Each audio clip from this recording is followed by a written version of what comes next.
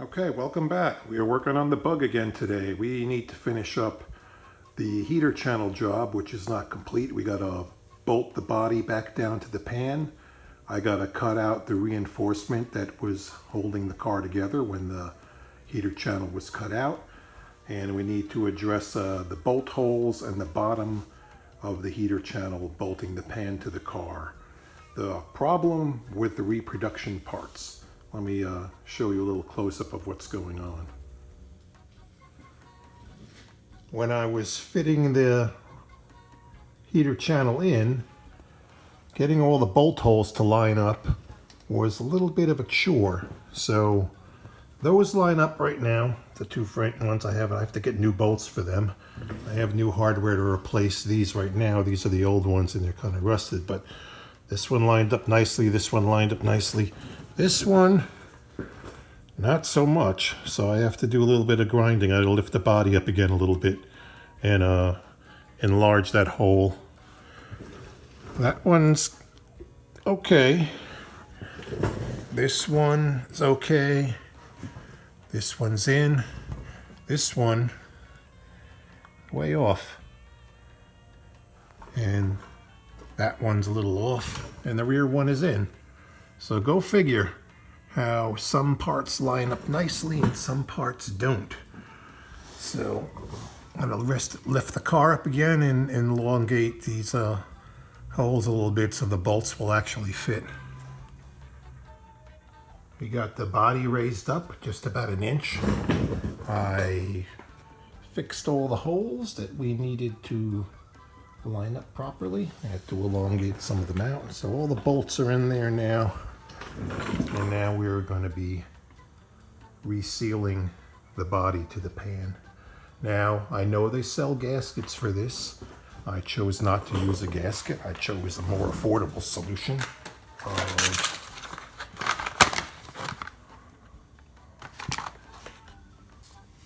Weather stripping and caulking cord. It says you could use it on automotive stuff, so this is very inexpensive, a lot cheaper than 3M strip caulk. It's like, I think, $9 for a roll. So, good alternative. What I also did to these is the nutserts that go in to the bottom of the heater channel, one of them was loose when I got it, brand new. So I went and put a small spot weld on each one of them. I don't know if you could see it right in there. So I spot welded all of them so I would know that they wouldn't spin free in the near future. And I also painted the bottom of this before I even fitted it into the car. So we're going to put the caulking cord in here around and bolt the body down.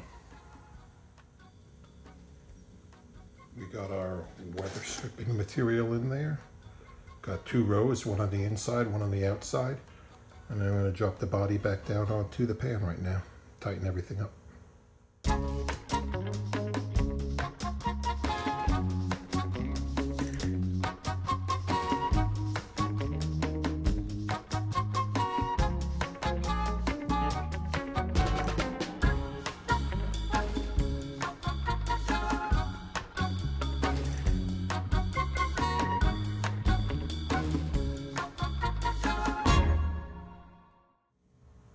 Okay, we got all the bolts tightened up. We got a good squish of the weather stripping material coming out. Not too much, but I think this stuff will work fine. Great value for the money. All the body mount bolts that I removed were replaced, and as you could see, there really wasn't a lot left to them. They all came out.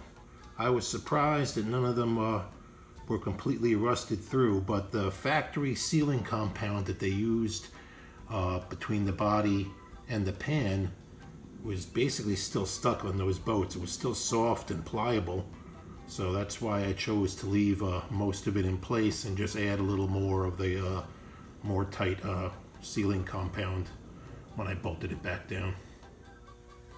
Now I can finally cut out the bracing in here and then start on cleaning the metal and priming everything up.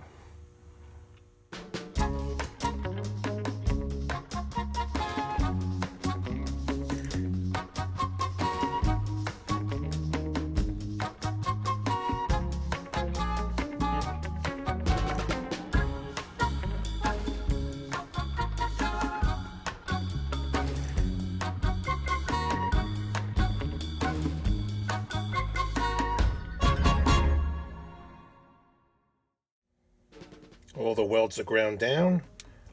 When you weld bracing in the car, weld it in a spot that you're not going to see once you're finished. So this is going to be under the carpet. So I'm just going to prime it and paint it, and you won't notice it at all once it's done.